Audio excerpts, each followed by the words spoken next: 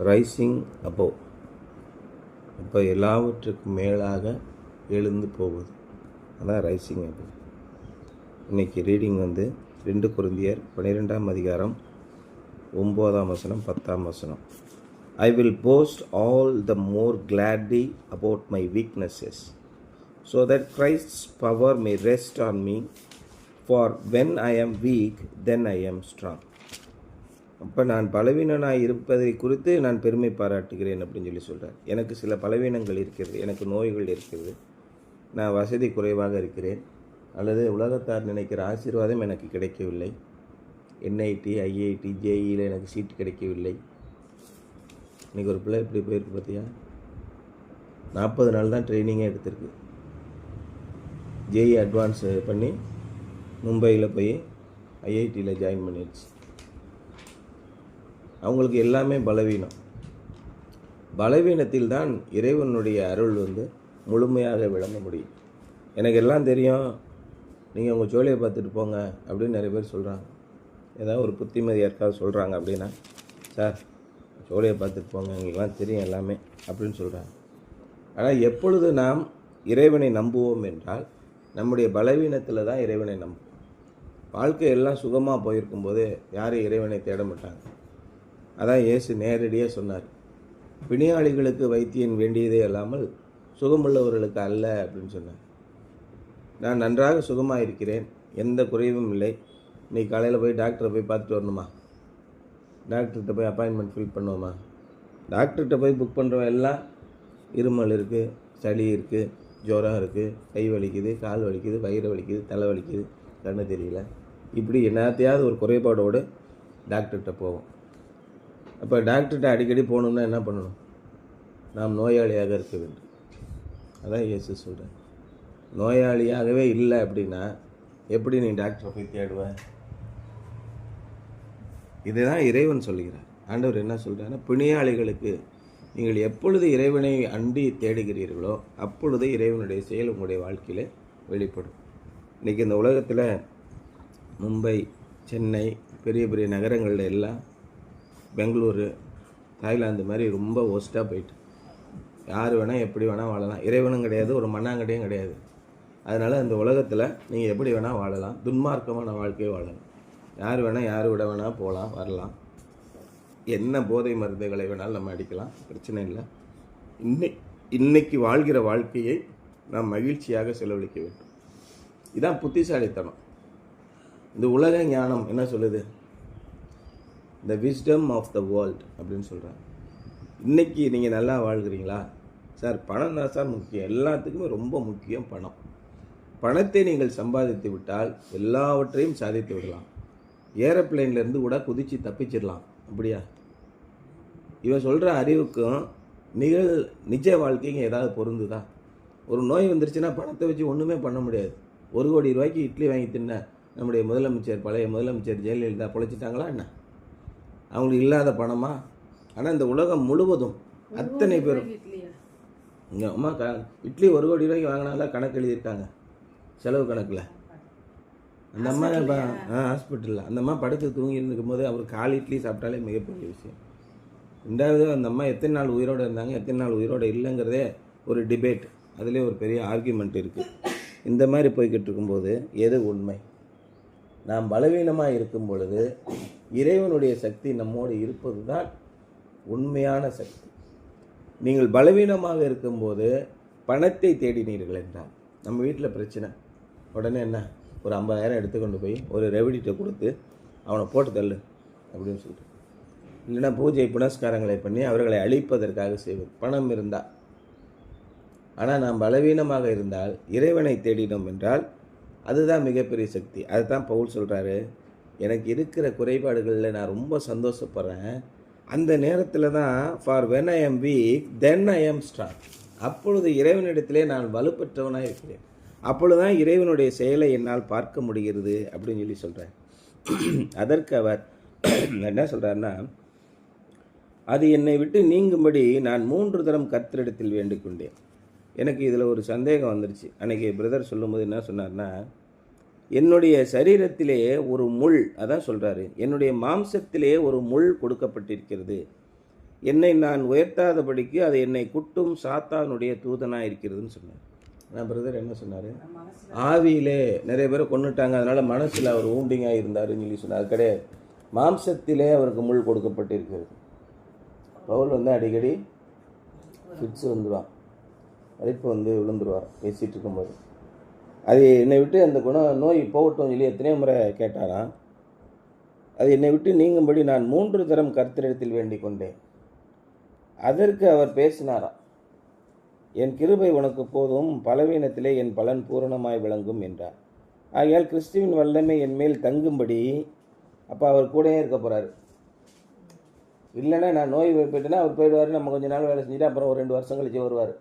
பலவீனத்திலே என்னுடைய பலன் பூரணமாக விளங்கும்னா என் பக்கத்திலே அவர் நிற்க போகிறார். கிறிஸ்துவின் வல்லமை என் மேல் தங்கும்படி என் பலவீனங்களை குறித்து நான் மிகவும் சந்தோஷமாய் மேன்மை பாராட்டுவேன்.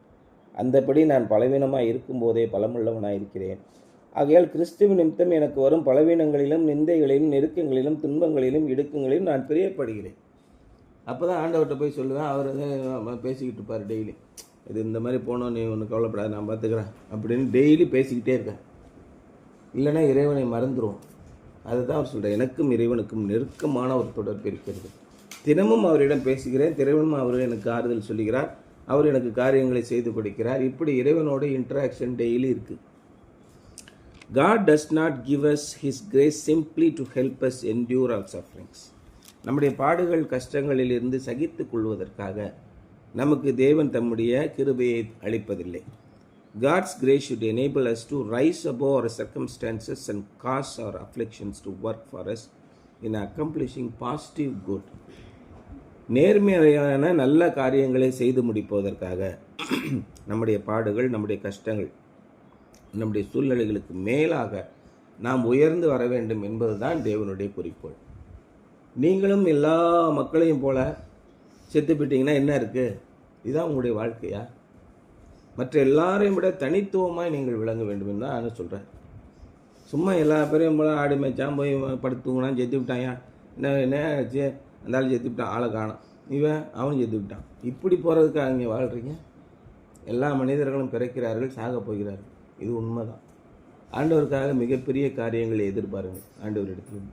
ஆண்டவருக்காக மிகப்பெரிய காரியங்களை செய்யுங்கள். எப்பயும் போல எல்லாரும் சொல்கிற மாதிரி நம்மளும் என்னத்தையே வந்தோம், பைபிள் படித்தோம், சர்ச்சுக்கு போனோம், சர்ச்சுக்கு பின்னாடி ஒரு கல்லறையை தேடி வச்சுக்கிட்டோம், புக்கிங் பண்ணி வச்சுருக்காங்க. இப்போ 2 பேர் அடுத்த வருஷம் ஜாப போகிறானோ, அதனால் புக்கிங் பண்ணி குழி நோண்டி காங்கிரீட்டு போட்டு வச்சுருக்கான். என்னை அந்த இடத்துல தான் புதைக்கணும், வேறு எவன் எத்தாலும் அந்த இடத்துல புதைச்சிடக்கூடாது அப்படின்னு ரிசர்வேஷன் பண்ணி வச்சுருக்கான். ஆமாம், கல்யாணத்துக்கு தான் முன்னே தேதி புக் பண்ணாங்க, இப்போ சாவுக்கும் புக் பண்ணிட்டாங்க. போகிற வரையும் அடித்து எது போடுவாங்க. அதில் மழை தண்ணிலாம் மேஞ்சி தவக்கலை ஓடிக்கிட்டு கிடக்கு. என்ன இந்த அளவுக்கு கேடுகட்ட தன்மைக்கு வந்துட்டார். ஏன்? அவருக்கு அவ்வளோ திட நம்பிக்கை. பார்த்தா நல்லா தின்னா, பூமியில் நல்லா இருக்கு மேலே பகட்டா நெஞ்சை நிமித்திட்டு போகணும். சர்ச்சில் கம்யூனியன் முடிச்சுட்டு நெஞ்சை நிமித்திட்டு வருவான். இவன் தானே அடுத்து நெப்போலியனுக்கு அடுத்து இவன் தான். அப்படியே நெஞ்சை நிமித்திட்டு போகிறான். நெஞ்சிலே ஒரு குத்துனா என்ன ஆகும்? யோசனை பண்ணிப்பார். அவ்வளோ பலசாலியாக எல்லாருக்கும் முன்பாக உயர்ந்தவனாக வாழ்ந்தானா. நாளைக்கு செத்தவொடனே பின்னாடி கல்லறையில் உடனே புதைச்சிடணும், அவ்வளோதான். இது மாதிரி ஒரு வாழ்க்கையா அவங்களுக்கு? பவுல் என்ன சொல்கிறாருன்னா, இதெல்லாம் உலகத்துக்கு அடுத்த அற்ப காரியம், பெரிய காரியங்களை செய்யுங்க அப்படின்னு சொல்கிறேன். உங்களோட வாழ்க்கையில் நீங்கள் செய்ய வேண்டிய காரியங்கள் நிறையா இருக்குது. நான் போய் ஹாஸ்டலில் போய் தங்கி படிக்கிறேன், படித்து என்ன புண்ணியம்? ஆண்டவரே உமக்காக நான் என்ன படிக்கணும்? என்னை நீர் பயன்படுத்து. நேற்று ஒரு பாடல் வந்துச்சுல, எந்தன் ஜீவன் இயேசுவே, என்னுடைய நேரம் எல்லாத்தையும் நீர் கையாடி அருளும். என்னுடைய காலம், என்னுடைய நேரம் எல்லாவற்றையும் நீர் கையாடி அருளும். என்னுடைய உழைப்பு, என்னுடைய சரீரம், இந்த வாழ்க்கை எல்லாமே உமக்காக. உம்மோடு கூட நான் பேசுவேன், உமக்காக பெரிய காரியங்களை செய்வேன். இந்த வெறி வந்த உடனே ஆண்டவர் என்ன பண்ணுறாருன்னா, உங்களை எல்லாவற்றிற்கும் மேலானவர்களாக வைக்கிறார். அதுக்காக தான் பவுல் சொல்கிறாரு, சிலுவையின் மரண பரியந்தம் தம்மை தாழ்த்தினார். அப்போ அவர் எல்லாவற்றிற்கும் மேலான நாமத்தை அவர் கொடுத்தார். இதுதான் இறைவனுடைய ட்ரைனிட்டி. அதுதான் நேற்று ஐயா சொன்னாங்க, புரிஞ்சுக்கிற முடியாது. 3 பேர் இல்லை, ஒன்று தான், 3ஆக செயல்படுபவர்கள் அப்படின்னு சொல்லி சொன்னார். அப்போ எல்லாவற்றிற்கும் கீழாக தம்மை தாழ்த்தும்போது அதே மாதிரி தான் நீங்களும் தன்னை தாழ்த்துகிற எவனும் உயர்த்தப்படும். பெருமை பேசுகிற எவனும் தன்னை உயர்த்துகிற எவனும் தாழ்த்தப்படுவான். ஆகவே ஒரு இடத்துல நீங்கள் போகும்போது ரொம்ப எளிமையாக சொல்கிறார், கல்யாண வீட்டுக்கு நீ போகிற அப்படின்னா கல்யாண வீட்டில் போய் முதல் வரிசையில் போய் உட்காராத. உன்னிலும் கனமுள்ளவன் ஒருவன் வரும்போது அந்த திருமண வீட்டுக்காரன் வந்து, ஐயா சார் இவங்க வந்திருக்காங்க, கொஞ்சம் உட்காந்து நீங்கள் கொஞ்சம் பின்னாடி சீட்டில் உட்காந்துக்கிறீங்களா அப்படிங்கும்போது உனக்கு அவமானமாக இருக்கும். இதே நீ போனேன்னா கடைசி வரிசையில் போய் உட்காந்துக்க. அப்போ வந்து அந்த வீடு, சார் என்ன சார் நீங்கள் இங்கே உட்காந்துருக்கீங்க, வாங்க சார் முன்னாடி இங்கே வந்து உட்காருங்கன்னு சொல்லும்போது உனக்கு எல்லாருக்கும் முன்பாக கனம் உண்டாயிரும். ஆகவே தாழ்மையான சிந்தனை உள்ளவர்களாக இருங்கள். தேவனிடத்திலிருந்து பெரிய காரியங்களை எதிர்பாருங்கள். What benefits did Paul receive? He experienced the power of Christ in his life. God transformed Paul's weakness into strength. என்னென்ன விதமான பலன்களை பவுல் பெற்றுக்கொண்டான்? இயேசு கிறிஸ்துவின் வல்லமையை தன்னுடைய வாழ்க்கை முழுவதிலும் பெற்றுக்கொண்டான். பாம்பு கடிச்சு தொங்குது, தூக்கி அம்பாட்டு போட்டுட்டு பேசாமல் இருக்கான். எல்லாரும் அப்படியே திகைச்சு போய் நிற்கிறாங்க. இது பயங்கர விஷமுள்ள பாம்பு, நேரம் செத்துருக்கணும். அவன் கொஞ்சம் சாகலைன்னா இவன் தான் ஏன் கடவுளுங்கிறான். அந்த அளவுக்கு வல்லமை.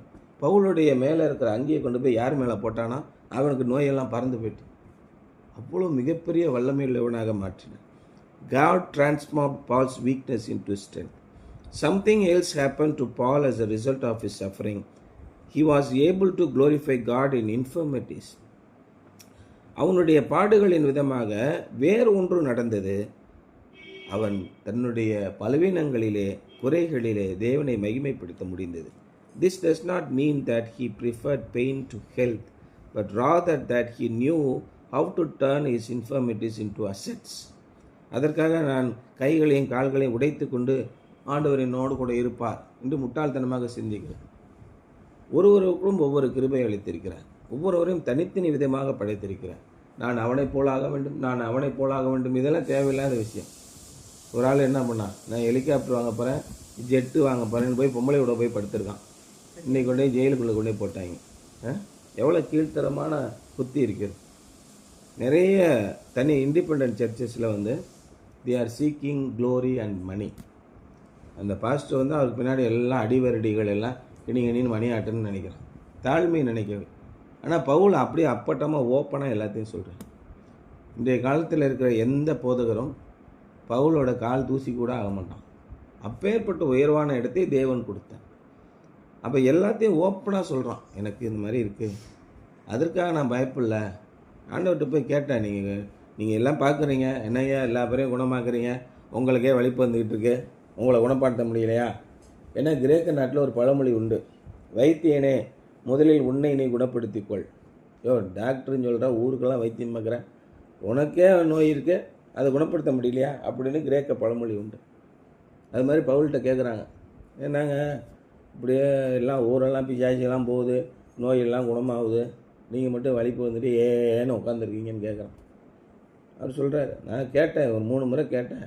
அவருக்கு என்ன சொன்னார்னா, அது அப்படி இருக்கட்டும், நல்லது தான் உனக்கு, அப்போ தான் நீ என் கூட இருப்ப, அது போயிட்டுனா என்னை விட்டு போயிடுவான். ஏன்னா பர்ணபாசிகை கூட தான் வந்தான், ஓடிவிட்டான். எப்பா ப்ராஜெக்ட்டுக்கு கூட வந்தான், கடைசி வரைக்கும் கூட இருந்தான், அவன் ஓடிவிட்டான், இவன் சில்வான் ஓடிவிட்டான், இவன் ஓடிவிட்டான். இயேசு கிறிஸ்துவை தேடினவர்களில் அநேகர் அவரை விட்டு ஓடி போய்விட்டார். ஏன்? இந்த உலகத்தின் மீது ஆசை வைத்து ஓடி போய்விட்டார். அப்போ என்ன சொல்கிறது, உனக்கு நீ யாருன்னு எனக்கு தெரியும், உனக்கு இருக்கிற குணமும் தம்பிக்கு இருக்கிறவங்க ஒரே மாதிரியாக இருக்குது. ஒருவருக்கும் ஒரு குணத்தை அவர் கொடுத்துருக்கிறார். அப்போ நம்ம ஆண்டவர்கிட்ட போய் கேட்கும்போது, உனக்கு இது போதும்ப்பா, நான் உனக்கு எதாவது தேவைன்னா நான் வரேன்யா, பலவீனத்திலே என்னுடைய பலன் கூறும், உனக்கு எதாவது பிரச்சனைனா சொல்லு, நான் வரேன், எனக்கு பிரச்சனையே வேணாம், ஒன்றும் வேணாம், நானே பார்த்துக்கிறேன், என் சொத்தை பூரா எனக்கு பிரித்து கொடுங்கன்னு கேட்டவன் எங்கே போய் நின்னா? அதெல்லாம் நீங்கள் வந்து பார்க்க வேணாம் சாமி, என்னை குணப்படுத்தி விடுங்க போதும், எங்கே போய் நின்னா? என் சொத்தை பூரா கொடுன்னா. கடைசியில் பண்ணி திங்கிற தவிட்டை திங்கன்னு ஆசையாக இருந்தான், அதை கூட ஒருத்தன் கொடுக்கவில்லை, இடுப்புலேயே மீச்சி தட்டி விட்டான். பண்ணி திங்கிற தவிட்டை இட திங்கிற எறும்பு மாடு, பண்ணிக்கு அப்புறம் என்னத்தை வைக்கிறது? உனக்கு ஒரு டிஃபன் பாக்ஸ் தான் கொடுப்பான், அதை மட்டும் தின்னுன்னா. அது மாதிரி தான் பலவீனங்களிலே தேவன் நான் கூட இருக்கேன்ப்பான்னா சந்தோஷம் எனக்கு, அப்போ இன்னும் நிறையா பலவீனத்தை கொடுங்கங்கிறான். என் கூடயே இருங்க, நம்ம பேசிக்கிட்டே இருக்கணும். அவ்வளோ பெரிய ஆசையை அவன் மனதிலே வைத்திருக்கிறான். This does not mean that he preferred pain to health, but rather that he knew how to turn his infirmities into assets. What made the difference? என்ன வித்தியாசம் ஆச்சு? The grace of God and the glory of God. தேவனுடைய கிருபை அவனோட கூட இருந்தது. தேவனுக்கு என்ன மகிமை இருந்ததோ அதே மகிமை பவுலுக்கு கிடைத்தது. பவுலை பார்த்துறான், நடுங்கிறான். அகிரிப்பா ராஜா கேட்குறான், எவ்வளோ பணம் கொடுத்து நான் இந்த இடத்துக்கு வந்தேன் தெரியுமா ஐயா? அசால்ட்டாக இருக்கா நீ எல்லாம்? அதெல்லாம் எனக்கு தேவையில்லைங்க. எனத்துக்கு பெரிய ராஜாவாகி எனக்கு பின்னாடி எவ்வளோ பேர் வரீங்க பார்த்தீங்களா? 1,00,000 பேர் வரான் பின்னாடி. நீங்கள் போனீங்கன்னா வருவானா? வரமாட்டான். 5,000 பேர் தான் வரும். அவனுக்கு காசு கொடுக்கணும். கோட்ரு பாட்டில் ஒன்றும் 500 காசு கொடுத்தாதான் இன்றைக்கி கூட்டத்துக்கு வருவான். ஆனால் பவுல் போகும்போது பின்னாடி 1,00,000 பேர் போனான். தேவனுக்குரிய மகிமையை தம்முடைய பிள்ளைகளுக்கு கொடுக்கிறான். அவனுக்கு பலவீனம்தான். அந்த பலவீனத்திலே ஆண்டவருடைய பலம் பூரணமாக விளங்கும். நீ போகும்போது பலவீனம் கொஞ்சம் போல உனக்கு என்னுடைய கிருபையை கொடுத்து அனுப்புகிறேன் போ, அப்படிலாம் சொல்லலை. பலவீனத்திலே என்னுடைய பலன் பூரணமாய் முழுமையாக விளங்கும் அப்படின்னு சொல்லி சொல்கிறார். The grace of God and the glory of God. Paul delighted in these trials and problems because he knew he was suffering for the sake of Christ. அவருக்காக பாடு அனுபவிக்கிறதாக எண்ணப்பட்டவும் என்று நினைத்து சந்தோஷப்பட்டார். ஆண்டவருக்காக நம்ம இயேசுக்காக நம்மளை போட்டு படுத்துறாங்கடா, ரொம்ப சந்தோஷம்டா அப்படின்னு ரொம்ப சந்தோஷப்பட்டாங்க. அதே மாதிரி தான் இவர் சொல்கிறார், இயேசு கிறிஸ்துவுக்காக நான் என்னை பாடாய் படுத்துகிறாள் என்பதை நினைத்து இன்னும் பாடுகளும் பிரச்சனைகளும் எனக்கு வரட்டுங்கிறார். It is a greater thing to pray for pain's conversion than its removal. Write P T Forsyth அப்படின்னு ஒருத்தர் எழுதுகிறார். நம்முடைய உடலிலே நாம் படுகிற பாடுகள், நம்முடைய வாழ்க்கையிலே மன ரீதியாக படுகிற வலிகள் மாற்றமாக மாற வேண்டும் என்று, அவை போக வேண்டும் என்று ஜெபிக்காமல் அவை உம்முடைய மகிமையாக மாற வேண்டும் என்று ஜெபிப்பது மிகப்பெரிய காரியங்கள். உங்களுடைய வாழ்க்கையிலே சோதனைகள் வந்திருக்கிறதா, பாடுகள் வந்திருக்கிறதா? ஆண்டவரே, இந்த பாடுகளின் வழியாக நான் மிகப்பெரிய ஒரு மாற்றத்தை கொண்டு வர வேண்டும். எனக்கு நீர் இந்த கொடுத்திருக்கிற இந்த சோதனைகளுக்காக நன்றி. ஜேஇ எக்ஸாமினேஷனை எப்படியாவது ஒழிச்சிட்டு நேராக ஐஐடியில் கொண்டு என்னை சேர்த்து விடுங்க ஆண்டவரே, அப்படிலாம் ஜெபம் பண்ணக்கூடாது. இந்த எக்ஸாமினேஷனில் எனக்கு வாழ்க்கையில் சோதனைகள் வரும். இந்த சோதனைகளில் நான் எப்படி வெற்றிகரமாக மாறுவேன்? என்னை மாற்றும்.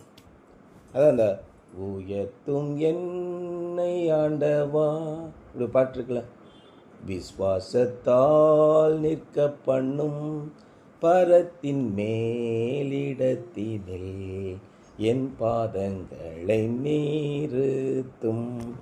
அப்போ நம்ம எங்கே போய் நிற்கணும்? எங்கேயாவது ஒரு இடத்துல ஒரு ஹோட்டலில் போய் கொஞ்சம் நிற்கிற மாதிரி ஒரு இடத்துல நிப்பாட்டுங்க சாமி, அப்படிலாம் கிடையாது. மிக உயர்ந்த உன்னதமான இடங்களிலே உங்களை கொண்டு நிறுத்துவார். அதற்கான சோதனைகளை மாற்றும் என்று ஜெபிக்கணும். பால் won the victory not by substitution but by transformation. இன்னொரு ஆளை தனக்கு பதிலாக வைத்து, இன்னொரு பொருளை தனக்கு பதிலாக வைத்து, எனக்கு வழி போகணுங்கயா அதனால் நான் எழுதி கொடுத்துட்றேன் நீ பேசு, அப்படிலாம் செய்யலை. எனக்கு பேசுனா டயர்டாக இருக்கும் அதனால் நீங்கள் பேசுங்க அப்படிலாம் சொல்லலை. பட் என்ன சொன்னார்னா, அதை பாடுகளோடு பெரியார் என்ன பண்ணார்னா 94 வயசு வரைக்கும் மக்களுக்கு நல்ல வயிற்றை சொல்லிக்கிட்டே வந்தார். அவருக்கு சிறுநீரக பிரச்சனை இருந்து வந்தாலும் ஒரு பையை தூக்கி கட்டிக்கிட்டு சாகிற வரைக்கும் என்னுடைய பாடுகள் இதுதான், நீங்களாம் போய் பிரச்சனை பண்ணப்பா நான் கொஞ்சம் படுத்திருக்கேன்லாம் சொல்லலை. கடைசி வரைக்கும் தான் சொல்லிக்கொண்டே இருந்தார். அவர் என்ன சொல்கிறாருன்னா, எனக்காக நீ எதையும் மாற்றிக்கொள்ளாது. உன்னுடைய தெய்வீக நம்பிக்கை இருந்தால் வைத்துக்கொள், ஆனால் எவனுக்கும் நீ அடிமையாகாது. ஒரே தெய்வன் இருக்குன்னா நீ ஒரே தெய்வனை நம்பிட்டு போ. ஏன் மாற்றி மாற்றி அடுத்தவருடைய வாழ்க்கையை ஏன் சீரழிக்கிறாய்? அடுத்தவனை உனக்கு ஏன் அடிமையாக்குகிறாய்? தான் இயேசு கிறிஸ்து சொன்னார், மிக தெளிவாக சொன்னார். இப்போ பெரியாரை விட பல மடங்கு அதிகமானவற்றை சொன்னார். 2000 வருஷத்துக்கு பின்னாடி பெரியார் சொன்னார், 2000 வருஷத்துக்கு முன்னாடி இயேசு சொன்னார், எல்லாம் ஒன்று தான். பாவின்னு ஒருத்தன் கிடையாது. ஒருத்தனை குற்றம் சுமத்துகிறாயே, ஒரு பெண்ணை குற்றம் சுமத்துகிறாயே, உங்களில் யார் குற்றம் செய்யவில்லையோ அவன் அவளை குற்றம் சுமத்து. எல்லாம் ஓடிவிட்டான்ல. பெரியார் தான் சொன்னார், உனக்கு அடிமை யார்யா? அதான் நீயே அடிமையாக இருக்க, நீ போய் அடுத்தவனை அடிமையாக்கிக்கிட்டு இருக்க. இந்த காஸ்ட் சிஸ்டமே ஒழியணும் அப்படின்னு. குணத்தால் மட்டுமே, அதான் தமிழ் என்ன சொல்லுது, சாதி இரண்டொழிய சாற்றுங்கால் வேறில்லை. சொல்வதற்கு வேறு ஒன்றுமே கிடையாதுங்க. என்னென்ன சாதி? எல்லாரும் என்ன சொன்னாங்க? ஆண் ஜாதி பெண் ஜாதி. அதை கூட தமிழ் மறுக்கிறது. அப்படிலாம் கிடையாது. ஆணும் பெண்ணும் சம்மந்தான். இட்டார் இடாதோர் 2 பேர் தான். அடுத்தவனுக்கு உதவுபவன் உயர்ந்த சாதி, அடுத்தவனுக்கு உதவாதவன் தாழ்ந்த சாதி. எவன் ஒருவன் மனதளவிலே குறைவுள்ள எண்ணம் உள்ளவனாக இருக்கிறானோ அவனை விட்டு விலகு, அவன் உனக்கு ஆயக்காரனைப் போலவும் அந்நியனைப் போலவும் இருப்பானாக இயேசு சொன்னார். அதுதான் பெரியார் சொன்னார், உன்னை ஒடுக்குகிறவன் இழிவானவன், அவனுக்கு மேலாக நீ வர வேண்டும். கடைசி வரைக்கும் உழைத்தார். அதே மாதிரி தான் பவுலும் கடைசி வரைக்கும். Paul won the victory not by substitution but by transformation. He discovered the sufficiency of the grace of God. தேவனுடைய போதுமானம் கிருபை அவருக்கு உணர்ந்தார், அனுபவித்தார். ஆண்டவர் நம்மோடு கூட இருப்பதை நாம் அனுபவிக்க வேண்டும். அந்த அனுபவம் இருந்தால்தான் உங்களுடைய வாழ்க்கையில் வெற்றி பெற முடியும். இல்லைன்னா சோதனைகள் வரும்போது சோர்ந்து போயிடுவீங்க. ஒரு பிரச்சனை வருது, சோதனை வருது, என்ன செய்யணும்? சர்ச்சில் போய் ஆண்டவர்கிட்ட போய் பாதத்தில் விழுந்து சொல்லுங்கள், அப்பொழுது என்னுடைய கிருமை பூரணமாய் விளங்கும். ஆண்டவர் உடனே அவர் என் பிள்ளை வந்துட்டான், என்னடா பிரச்சனை? இது மாதிரியெல்லாம் நடந்து போச்சுங்க. யோபு எப்படி கதறான் பாருங்க. அவர்கிட்ட நான் பேசுவேன், அவர் கேட்க மாட்டேங்கிறாரு. முன்னாடி போனாலும் அவர் இல்லை, பின்னாடி போனாலும் அவர் இல்லைங்க. பக்கத்தில் ஏதோ சவுண்டு கேட்குற மாதிரி அந்த பக்கம் போகிறேன், அவர் இல்லை. இந்த பக்கமும் போனேன், அங்கேயும் இல்லை. அவர் வந்தார்னா அவர்கிட்ட நான் சொல்லி என்னுடைய நியாயத்தெல்லாம் சொல்லுவேன். அவர் கேட்பார், கேட்டு என்னை அடிக்க மாட்டார், நியாயம் செய்வார். அவர் என்னன்னு தெரியல, கடவுளை காணோம் அப்படின்னு தேடிக்கிட்டே இருக்கான். நானும் எவ்வளவோ கெஞ்சிறேன், ஆண்டவர் எனக்கு மௌனமாக இருக்கிறார், பதில் சொல்ல மாட்டேங்கிறான்னு கெஞ்சிறான். அப்போவும் மனசில் நம்பிக்கை, என்னுடைய கண்களே அவரை காணும் அப்படின்னு சொல்லி சொல்கிறான் அவரை. ஆனால் பவுல் என்ன பண்ணாங்க, he discovered the sufficiency of grace of God. முடிவில் என்னாச்சு? யோபுவை போல ஆசீர்வதிக்கப்பட்டவன் அந்த உலகத்திலே இல்லாத அளவுக்கு தேவன் ஆசீர்வதித்தார். என்ன பாடுகள் வந்தாலும், என்ன துன்பங்கள் வந்தாலும் நீங்கள் ஆண்டவரை பின்பற்றி கொண்டே இருங்கள். உறுதியாக திட நம்பிக்கையுள்ளவர்கள். இதுவரைக்கும் அதான் சாலமோன், உலகத்திலே மிக ஞானமுள்ளவன் சாலமோன். அவன் சொல்கிறான், நான் சிறு வயது உள்ளவனாக இருந்தேன், முதிர் வயது உள்ளவனாயும் ஆகிவிட்டேன். ஆனால் நீதிமானுடைய பிள்ளைகள் அப்பத்துக்காக இறந்து திரிந்ததை நான் கண்டதே இல்லை அப்படிங்கிறார். கர்த்தருக்கு பயப்படுகிற மனிதனுடைய சந்ததிகளும் ஆசீர்வதிக்கப்படும். அதான் அவர் உறுதியாக சொல்லுகிறார். பவுல் அதை கண்டு கொண்டார்.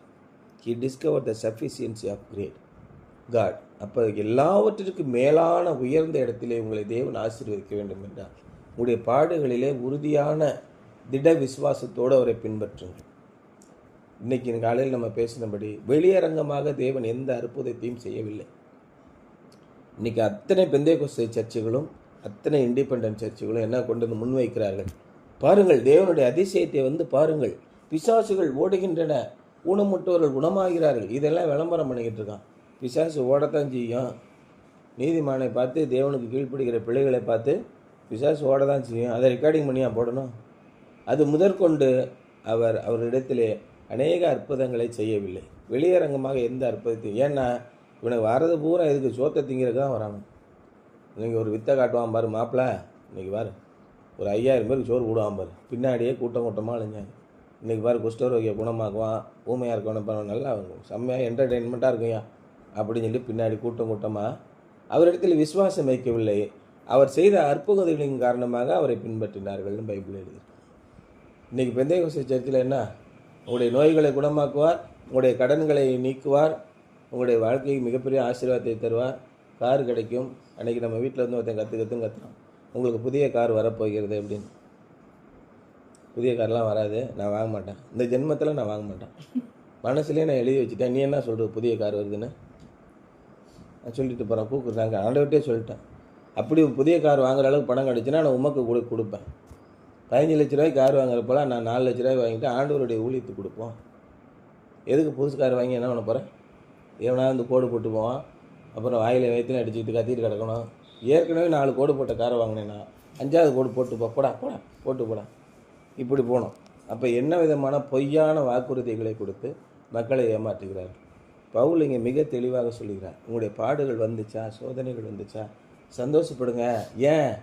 இவை எல்லாவற்றிற்கும் மேலாக தேவன் உங்களை கொண்டு போக போகிறார் என்பதுதான் என்னுடைய சிந்தனை. இன்றைய தலைப்பும் அதுதான், அபவ் ஆல் இல்லையா, ரைசிங் அபவ். இன்றைக்கி சிந்தனை என்னென்னா, something to Pander. How would your spiritual life be different if you focused more on converting pain than asking God to completely remove it? உங்களுக்கு வருகிற வேதனைகள் அனைத்தையும் நீக்கி போடும்படியாக நீங்கள் ஜெபிப்பதை விட, ஆண்டவரே இந்த வேதனையை, இந்த பாடுகளை மகிமையாக மாற்றிக்கொடும் என்று ஜெபிப்பதினாலே உங்களுடைய வாழ்க்கையிலே, ஆவிக்குரிய வாழ்க்கையிலே என்ன விதமான மாற்றத்தை நீங்கள் அடையப் போகிறீர்கள் என்று சிந்தித்து பாருங்கள். எல்லாருடைய வாழ்க்கையிலும் சோதனைகள் உண்டு. இயேசு கிறிஸ்து கடைசியில் சொன்னார், சோதனைகள் வராமல் போவது கூடாத காரியம். அப்பா எல்லாருக்கும் டெஸ்ட்டு உண்டுப்பா. +2 வரைக்கும் வரீங்கன்னா உங்களுக்கு எப்படி ஒரு 60 டெஸ்ட்டு வைக்கணும். நாங்கள் வச்சாதான் +2 இது பண்ண முடியும், இல்லைன்னா பண்ண முடியாதுங்க. சோதனைகளே இல்லாமல், டெஸ்ட்டே இல்லாமல் எப்படிங்க பாஸ் போடுறது? என்னங்க நீங்கள் பேசுகிறீங்க, பேத்தனமாக பேசிகிட்டு இருக்கீங்க அப்படின்னு இயேசு தெளிவாக சொன்னார். சோதனைகள் வராமல் போவது கூடாத காரியம். எவனால் உங்களுடைய வாழ்க்கையில் சோதனைகள் வருகிறதோ அவனுக்கு ஐயோ.